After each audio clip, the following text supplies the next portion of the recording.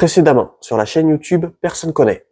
Le lendemain matin de ma dernière vidéo sur la taille des arbres fruitiers, j'ai retrouvé toutes mes poules mortes, tranchées en deux. Oui, non, je ne plaisante pas, tranchées en deux, coupées en deux, soit au niveau des épaules, soit au niveau de la taille. Mon voisin a lui aussi d'ailleurs retrouvé toutes ses poules mortes, certaines ont carrément disparu. On ne sait pas du tout ce qui s'est passé. J'ai censuré les images pour pas que vous soyez choqués par la violence des choses. Voilà, j'ai retrouvé toutes mes poules coupées en deux, soit à l'intérieur du poulailler, soit sous le poulailler. C'est vraiment hallucinant, sachant que j'habite en centre-ville, j'habite entre la gare et entre la mairie de ma ville, et que ma ville fait partie de la métropole bordelaise, donc toutes les maisons qu'il y a autour, ce sont des très grandes maisons avec des tout petits jardins. Donc je vois pas comment ça a pu arriver. Pour mon voisin, c'est pareil, c'est un ancien qui vient de la campagne, et ça fait plus de 40 ans qu'il vit ici, et il n'a jamais vu ce genre de choses, c'est vraiment hallucinant. Et en me baladant dans le jardin, j'ai fait une découverte assez atroce. J'ai découvert la moitié de la poule qui avait disparu. J'ai donc entrepris de fabriquer un piège pour capturer vivant le responsable de la mort de mes poules. Mais avant de fabriquer ce piège, il fallait que je sache à qui j'avais affaire. Est-ce que j'ai affaire à une martre? Est-ce que j'ai affaire à une fouine? Est-ce que j'ai affaire à un renard? Est-ce que j'ai affaire à un chien qui est retourné à l'état sauvage? En fait, le type de piège va énormément varier en fonction de la taille et de la dimension de l'animal. Et pour recueillir cette information, j'ai truffé le fond de mon jardin avec des caméras. 3 caméras de surveillance à vision nocturne avec la détection de mouvement réglée à la sensibilité maximum, le tout connecté à ma montre connectée et à mon téléphone, et ainsi je suis averti en temps réel s'il y a le moindre mulot qui se déplace sur la zone.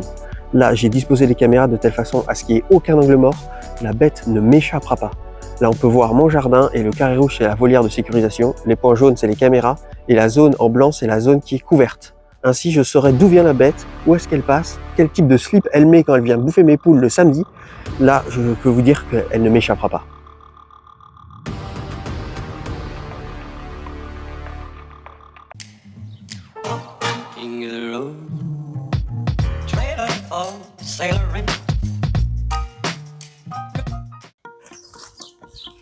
Merci d'avoir été aussi nombreux à m'avoir donné votre avis ou partagé vos expériences à propos de l'affaire du tueur de poules. J'ai tellement été dépassé par les commentaires que, exceptionnellement, je n'ai pas réussi à répondre à tout le monde, mais dans tous les cas, je vous ai tous lus. De mémoire d'homme, les attaques de poules dans ce quartier n'étaient pas arrivées depuis au moins plus de 40 ans.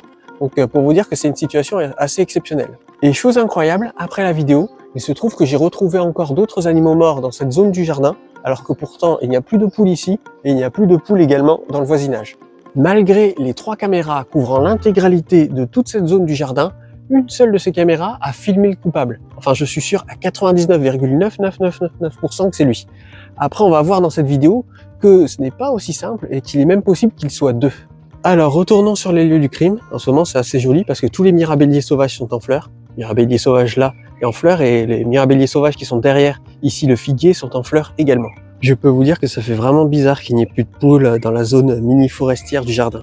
L'histoire de ce jardin et même du pâté de maison et des jardins aux alentours, c'est qu'il y a très longtemps, et quand je dis très longtemps, c'est avant les années 1900, ce jardin faisait partie d'un immense verger qui servait à alimenter en fruits les différents marchés de la ville de Bordeaux. Et les héritiers de ce verger ont trouvé plus intéressant économiquement parlant de diviser ce verger en plusieurs parcelles pour en faire des lieux d'habitation, vu que la ville de Bordeaux s'était énormément étendue à ce moment-là. Dans ce verger, il y avait essentiellement des cerisiers et des pruniers, et c'est d'ailleurs pour ça que je pense qu'il y a autant de pruniers dans ce jardin, et également pour ça qu'il y a un cerisier très vieux et très ancien dans le potager. Avec l'extension de l'agglomération bordelaise, ici du coup ce n'est plus du tout la campagne. Ils sont d'ailleurs au moment où je vous parle en train de raser des jardins autour de chez moi pour en faire des places de parking. Et beaucoup de jardins ont été transformés en logements sociaux. J'aurais préféré tourner cette vidéo après avoir capturé la bête, mais malheureusement pour l'instant je n'ai pas encore réussi. Alors souvenez-vous, dans la précédente vidéo, j'avais placé plusieurs caméras.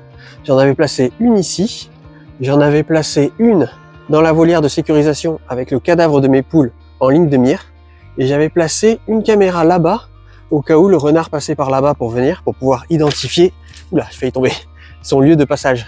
Mon voisin a déjà pris les devants en plaçant des tôles contre le grillage et il compte ainsi recouvrir intégralement le grillage de tôle en espérant que la bête passe pas à travers les mailles du grillage, vu que c'est un grillage à moutons et que les mailles sont plutôt larges, du coup il a peur que la bête passe au travers. Mais on va voir que malheureusement, il va falloir que je l'informe que ce n'est pas si efficace que ça par rapport à la bestiole qui est coupable de cet acte. Donc la seule caméra qui a filmé la bête, c'est celle-ci. c'est cette caméra-là. Et on va voir l'angle de vue qu'elle a. Et après, je vous montre les images. Et comme ça, on va voir que on va pouvoir deviner par où elle passe et d'où elle vient. Avant de vous montrer tout de suite le suspect numéro 1, je vais vous montrer quelques petites vidéos d'animaux qui ont été filmées ces nuits-là. Et ça va vous aider à visualiser la taille réelle de la bête. Comme ça va vous servir de point de repère pour que vous ayez des dimensions de ce à quoi on a affaire. Et puis c'est un peu pour le watch time aussi, j'avoue. Et c'est là, du fond du jardin, dans l'obscurité totale, que la bête débarque avec ses yeux luminescents dans les alentours de 1h30 du matin.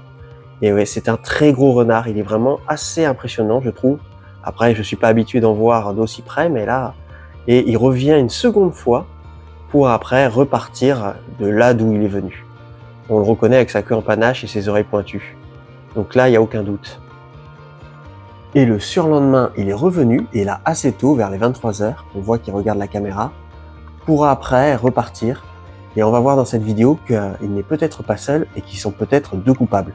Comme je l'avais suggéré dans ma précédente vidéo, eh ben, le renard passe bien par là-bas.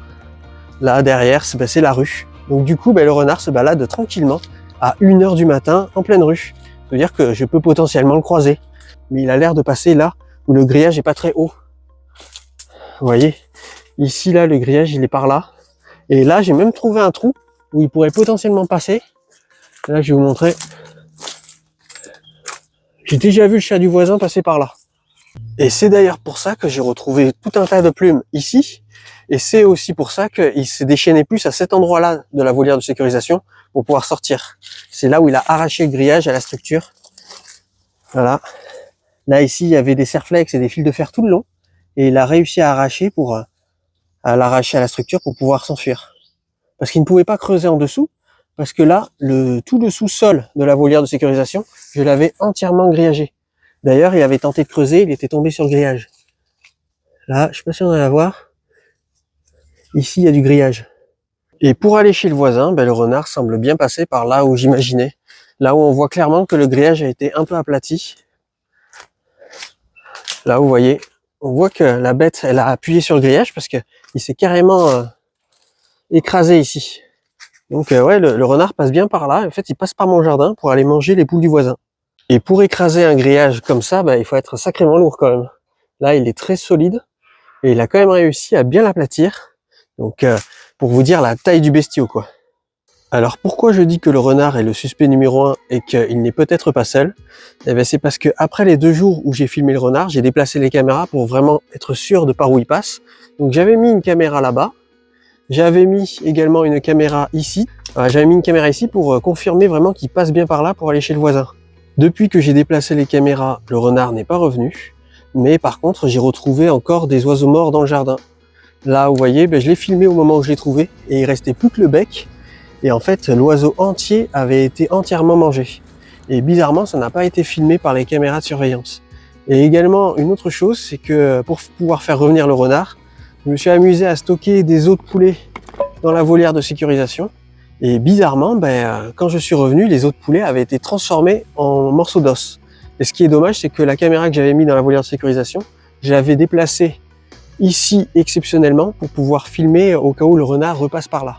Et la nuit où j'ai laissé les os de poulet, j'ai filmé par la caméra qui était ici. On voit encore le piquet avec le support de la caméra. Et ce que je pense être une fouine qui passait dans cette zone-là.